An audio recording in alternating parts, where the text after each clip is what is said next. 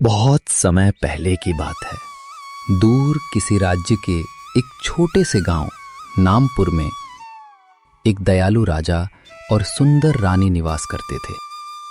एक दिन अचानक रानी की तबीयत बहुत बिगड़ गई। राजवैद्य ने अपनी पूरी कोशिश की, लेकिन किस्मत को कुछ और ही मंजूर था। रानी ने अंतिम सांस ली और पूरा राज्य शोक में डूब गया। राजा टूट चुके थे, उनके दिल का सहारा छिन गया था। उनके 4 बच्चे थे, 3 बेटियां और 1 बेटा। बड़ी बेटी का नाम राजकुमारी सुमन, मंझली लावण्या, सबसे छोटी कोमल और बेटा था राजकुमार आर्यन। मां के बिना महल सूना लगने लगा। समय बीतता गया। एक दिन राजा महल की बालकनी से अपने बच्चों को देख रहे थे। चारों भाई बहन आपस में खेलते, हंसते और एक दूसरे का साथ निभाते थे। राजा के मन में एक विचार आया। उन्होंने तुरंत अपने मंत्री को बुलाया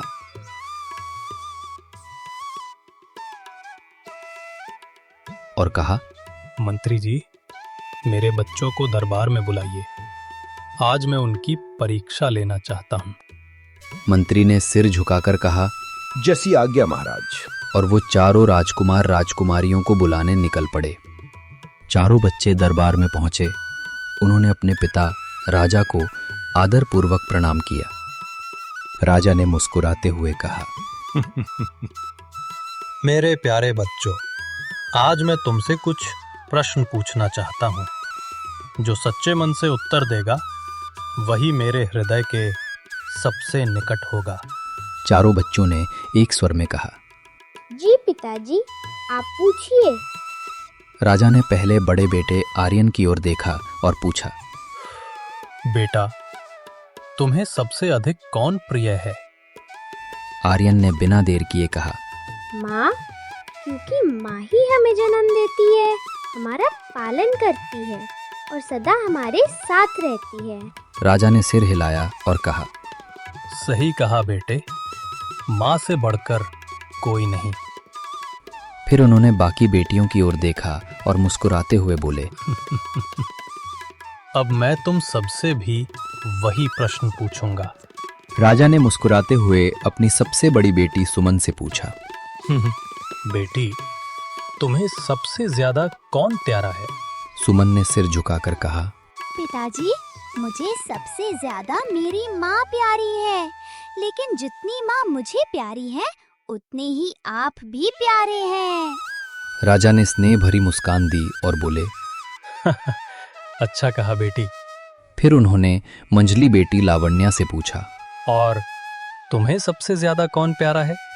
लावण्या बोली, पिताजी, मुझे सबसे प्यारे आप हैं। आप मेरे लिए इस दुनिया से भी ज्यादा प्यारे हैं। राजा बहुत प्रसन्न हुए। फिर उन्होंने सबसे छोटी बेटी कोमल की ओर देखा और कोमल स्वर में पूछा, अब तुम बताओ, तुम्हें सबसे प्यारा कौन है? और अगर मैं तुम्हें सबसे प्यारा हूं तो क्यों हूं? कोमल ने बड़ी मासूमियत से कहा, पिताजी, आप मुझे नमक के बराबर प्यारे हैं।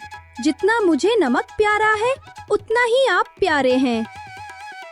यह सुनकर दरबार में सन्नाटा छा गया। राजा का चेहरा गंभीर हो गया। उन्होंने मन ही मन सोचा, नमक के बराबर? ये कैसी तुलना है? इसने तो मेरी कीमत सिर्फ नमक के बराबर आकी है। नमक क्या होता है? एक मामूली सी चीज जिसकी कोई कीमत नहीं। क्या मेरी बेटी को इतना भी एहसास नहीं कि उसका पिता कितना सम्माननीय है? अगर मेरी कीमत उसकी नजर में बस नमक के बराबर है तो शायद वो मेरी सच्ची बेटी ही नहीं। ऐसी संतान कैसे मेरे प्रेम की अधिकारी हो सकती है? क्या हुआ पिताजी? किस सोच में पड़ गए आप? अब बस बहुत हुआ। तुम सब यहां से जा सकती हो। तीनों बेटियां एक दूसरे की ओर देखने लगी। सुमन और लावण्या के चेहरों पर हैरानी थी और कोमल की आंखों में हल्की नमी। तीनों बेटियां बिना कुछ कहे आदरपूर्वक प्रणाम कर अपने अपने कक्ष की ओर चली गईं। क्या करूं, क्या करूं? नहीं नहीं, मैं अपनी बेटी को नहीं मार सकता। वो आखिरकार मेरी ही बेटी है। ठीक है, मैं उसे यहां से दूर जंगल में छोड़ आता हूं। वहां कोई ना कोई जंगली जानवर उसे खा जाएगा। राजा की छोटी बेटी के पास एक प्यारा सा छोटा खरगोश था। राजा ने उसे ये प्यारा सा तोहफा दिया था और कोमल उसे दिल खोल कर प्यार करती थी। एक दिन राजा ने अपनी बेटी से कहा, बेटी, आज मैं शिकार पर जंगल जा रहा हूं। कल मैंने देखा था वहां बहुत ही मीठे और स्वादिष्ट बेर लगे हुए थे, लेकिन शिकार में व्यस्त होने के कारण मैं उन्हें तोड़ नहीं पाया। तुम्हें बेर बहुत पसंद है ना? जी पिताजी, मुझे बेर बहुत पसंद है। ठीक है बेटी, अगर समय मिला तो तुम्हारे लिए ले आऊंगा। पिताजी, और अगर आपको समय नहीं मिला तो? हाँ बेटी, अगर समय नहीं मिला तो फिर जब समय मिलेगा तब ले आऊंगा। नहीं नहीं पिताजी, मैं भी आपके साथ चलूंगी। आप शिकार करें, मैं तब तक बेर तोड़ लूंगी। लेकिन बेटी, वो जंगल बहुत घना है, वहां बहुत जहरीले सांप और खतरनाक जानवर भी रहते हैं। पिताजी, ले चलिए ना, मैं अपनी प्यारी खरगोश को भी वहां घुमा लूंगी। जैसी तुम्हारी मर्जी, चलो फिर। सुनो मेरे प्यारे खरगोश, पिताजी हमें बेर खाने के लिए जंगल ले जाने वाले हैं। आज हम बहुत मजे करेंगे, चलो फिर। चलते चलते कोमल और उसका प्यारा खरगोश घने जंगल में पहुंच गए। वहां चारों तरफ बड़ी बड़ी झाड़ियों में रसदार बेर लगे थे। अरे वाह पिताजी, ये तो कितने स्वादिष्ट बेर है। तुम भी इसे खा लो प्यारे दोस्त। तभी कोमल ने ध्यान दिया कि पास ही कहीं कुछ हल्की आवाजें आ रही हैं। वो थोड़ी सतर्क हो गई।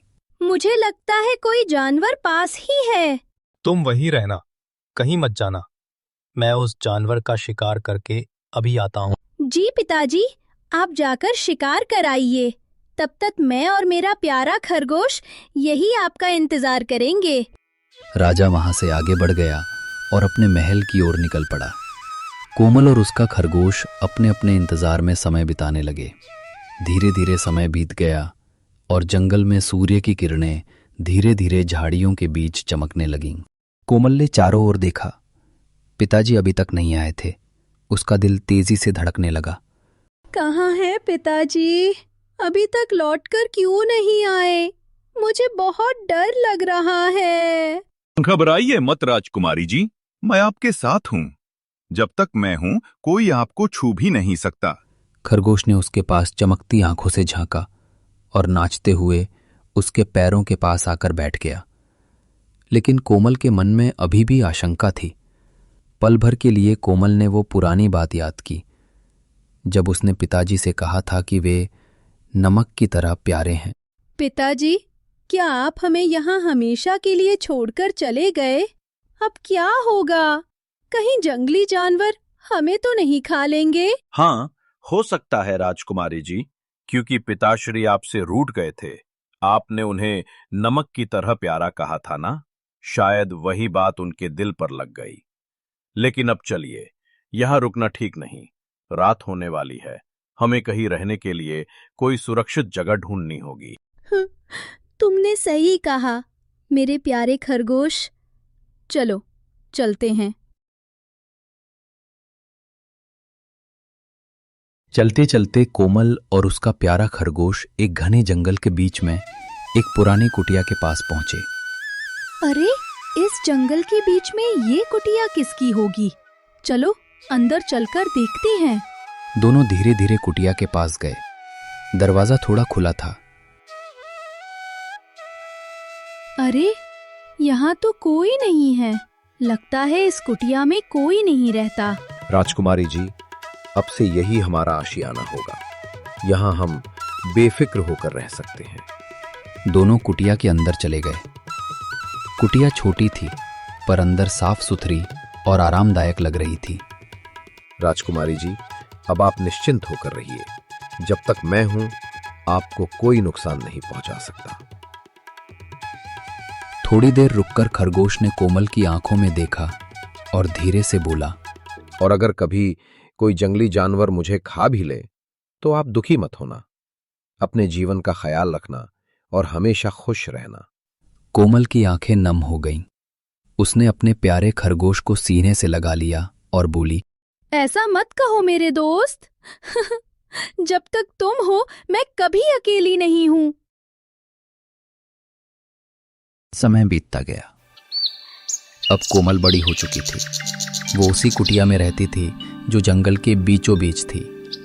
उसका एकमात्र साथी था उसका प्यारा खरगोश।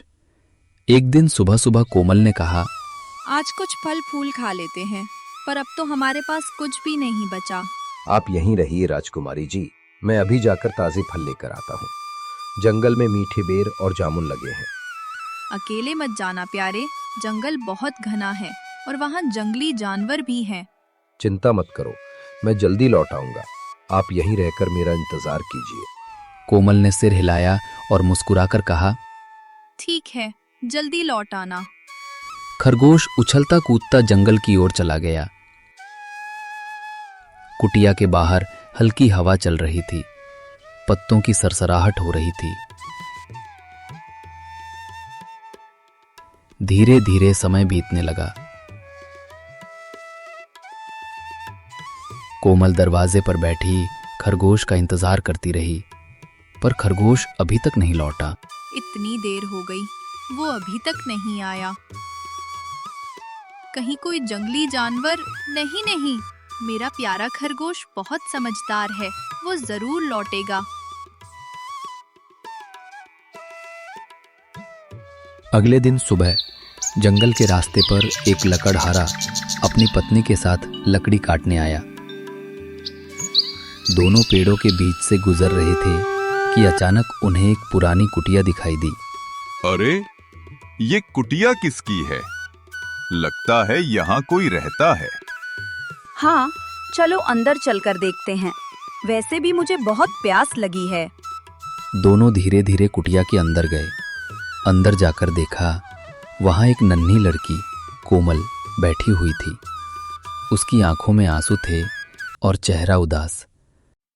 बेटी, तुम कौन हो और इस घने जंगल में अकेली क्या कर रही हो? तुम्हारे साथ यहाँ और कौन रहता है? हमें तो तुम्हारे सिवा कोई दिखाई नहीं दे रहा। मैं यही रहती हूँ। मेरे साथ मेरा प्यारा खरगोश था। वो 2 दिन पहले जंगल में फल लेने गया था, लेकिन अभी तक नहीं लौटा। लकड़हारे की पत्नी ने दुखी होकर कहा, बेटी, ये जंगल तुम्हारे लिए ठीक नहीं है। यहाँ बहुत जंगली जानवर और शिकारी हैं। शायद तुम्हारा वह खरगोश अब जिंदा नहीं होगा। कोमल की आंखों से फिर आंसू टपक पड़े। पत्नी ने उसके सिर पर हाथ फेरते हुए कहा, बेटी, हमारे साथ चलो। हमारे घर में जगह है। हमारी कोई बेटी नहीं है, बस एक बेटा है। वो भी बीमार है। अगर तुम हमारे साथ चलोगी तो हमें भी सहारा मिलेगा। कोमल ने कुछ देर सोचा, फिर धीरे से बोली, ठीक है, मैं आपके साथ चलती हूँ। लकड़हारे और उसकी पत्नी ने कोमल को स्नेह से गले लगाया और तीनों कुटिया से बाहर निकलकर जंगल के रास्ते की ओर चल पड़े। उधर जंगल के उस पार खरगोश बड़ी मुश्किल से फलों की टोकरी लेकर लौट रहा था। उसने रास्ते में कई खतरों का सामना किया, मगर मन में सिर्फ एक ही ख्याल था, राजकुमारी कोमल मेरा इंतजार कर रही होंगी। मुझे जल्दी पहुंचना होगा। वो उछलता कूदता कुटिया के पास पहुंचा।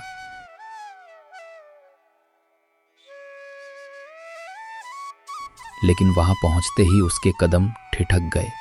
कुटिया का दरवाजा खुला था। अंदर सन्नाटा पसरा हुआ था।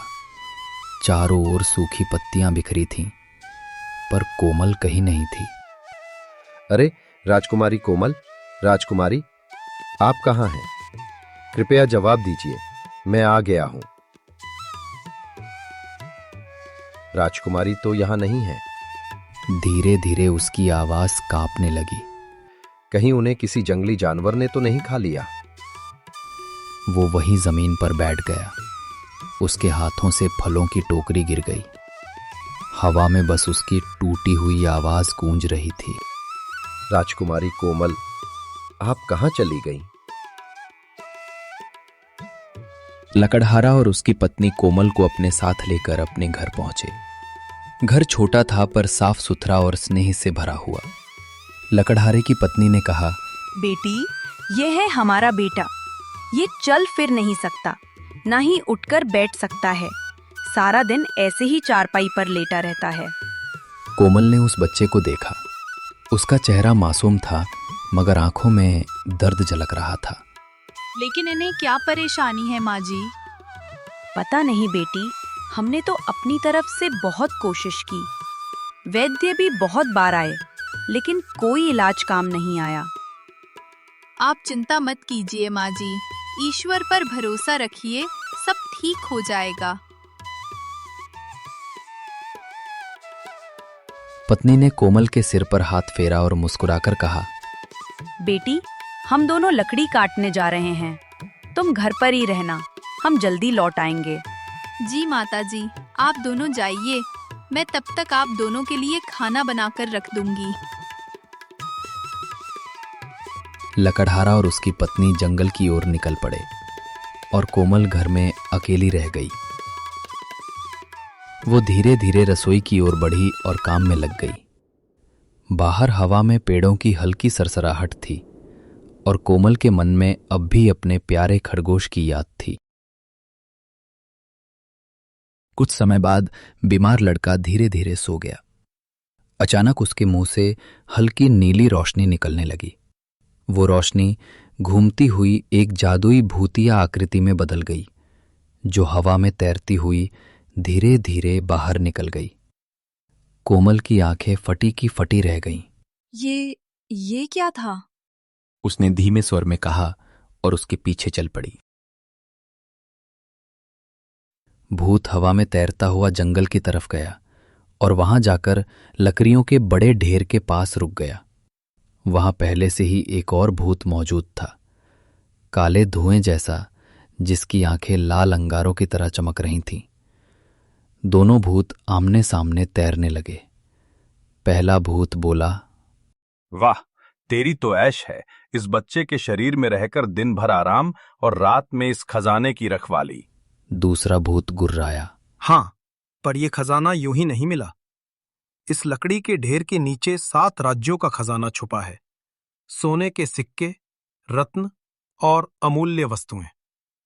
मैं इस खजाने की रक्षा तब तक करूंगा जब तक मेरी जादुई शक्ति खत्म नहीं होती। और अगर कोई इन लकड़ियों को जला दे तो उस राख में छिपे हुए संकेत खुल जाएंगे, जो उसे अमीर बना देंगे। लेकिन तेरी ये ताकत ज्यादा दिन की नहीं है। अगर किसी इंसान को ये पता चल गया कि बस खट्टी लस्सी में थोड़ा नमक मिलाकर उस बच्चे को पिला दिया जाए, तो तेरा सारा जादू खत्म हो जाएगा और तू हवा में विलीन हो जाएगा। भूत तिल मिला गया। हाँ, ऐसा कभी नहीं होगा। कोई इस रहस्य को नहीं जान सकता। इतना कहकर दोनों भूत जोर से हंसे और फिर चमकदार धुएं में बदलकर गुम हो गए।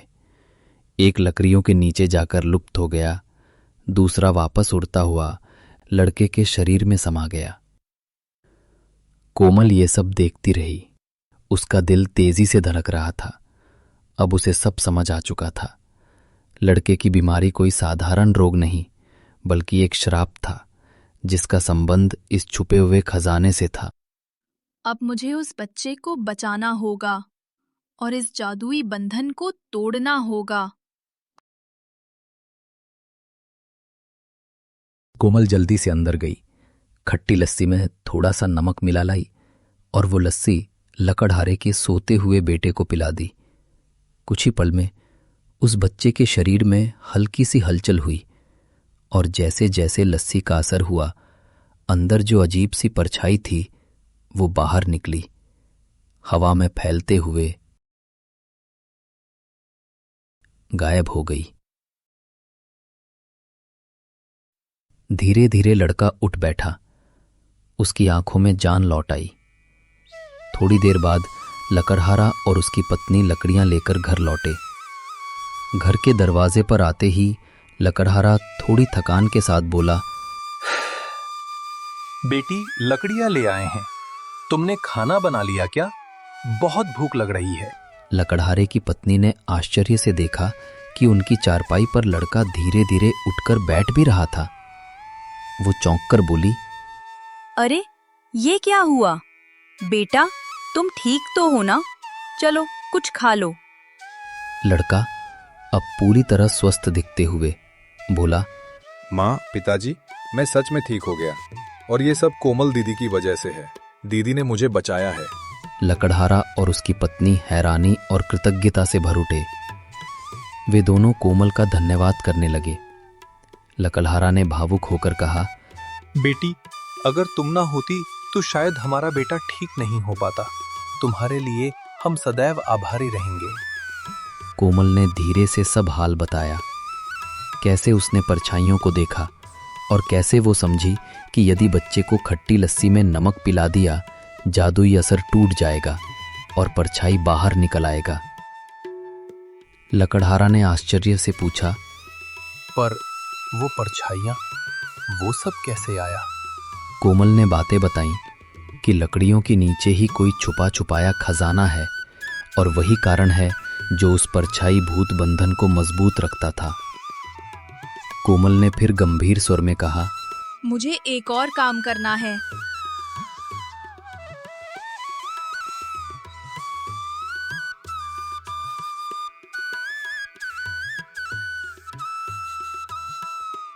हमें उन लकड़ियों को जलाकर राख करना होगा ताकि जो संकेत लकड़ी की राख में छुपे हैं वे खुल जाएं और असली रहस्य सामने आ जाए। तभी वो खजाना और उससे जुड़ा जादू दोनों खुलकर खत्म होंगे। लकड़हारा घबरा गया और बोला, अरे बेटी, ये तो हमारी मेहनत की लकड़ियां हैं। इन्हें हमने बेचने के लिए इकट्ठा किया है। इन्हें जलाने से हमारा सारा रुतबा चला जाएगा। हमारा रोजी रोटी का साधन खत्म हो जाएगा। पत्नी ने भी दिल रोते हुए कहा, हम इन लकड़ियों से ही बाजार जाकर घर का राशन और दवा लेते हैं।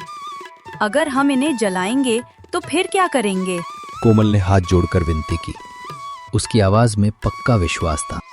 पिताजी, माताजी, मैं समझती हूँ ये आप दोनों के लिए बहुत कीमती है, पर ये रहस्य अगर बना रहा तो और भी ज्यादा नुकसान करेगा। मुझे भरोसा है अगर हम ये आग लगाए तो जो भी संकेत राख में आएंगे वे हमें उस खजाने तक पहुंचाएंगे और फिर आपको लकड़ियां बीनने की जरूरत नहीं पड़ेगी। मैं आपसे वादा करती हूँ आप सब कुछ सही सही पाओगे और फिर आपको जंगल से रोजाना लकड़ियां लाने की जरूरत नहीं रहेगी। लकड़हारा थोड़ा हिचकिचाया, पर अंत में कोमल की बात मान गया। जैसे ही लकड़ियों में आग लगी, लपटें ऊंची उठीं और कुछ ही देर में राख के बीच चमकने लगा सोना, चांदी और रत्नों से भरा खजाना। लकड़हारा और उसकी पत्नी हैरान रह गए। बेटी, ये तो चमत्कार हो गया। कोमल मुस्कुराई और बोली, ये उसी श्राप का अंत था पिताजी। अब ये खजाना आपका है। तीनों की आंखों में खुशी के आंसू आ गए। धीरे धीरे समय बीतता गया। लकड़हारा उस मिले खजाने से एक सुंदर महल बना लेता है। एक दिन राजा शिकार पर निकले हुए उसी रास्ते से गुजरे जहां कोमल राजकुमारी रहती थी। राजा को घर से उठती स्वादिष्ट भोजन की खुशबू ने रोक लिया। उन्होंने मंत्री से कहा, जाकर देखो इतना लाजवाब भोजन कौन बनाता है। जी महाराज। अगले दिन राजा कोमल के घर आए। कोमल ने उनका आदर किया और स्वादिष्ट भोजन परोसा। राजा ने हर व्यंजन चखा पर बोले, बेटी, सब कुछ उत्तम है पर इसमें नमक नहीं है। कोमल मुस्कुराई और बोली, पिताजी, यही तो बताना चाहती थी। जैसे नमक के बिना भोजन अधूरा होता है, वैसे ही पिता के बिना संतान अधूरी होती है। राजा चौंक उठे। उन्होंने आंसुओं से भरी आंखों से कहा, कोमल, मेरी बेटी, मुझे माफ कर दो बेटी। मैंने तुम्हें गलत समझा। कोमल ने उन्हें गले लगा लिया। राजा उसे वापस महल ले गए और उस दिन से पूरा राज्य फिर से खुशियों से भर गया।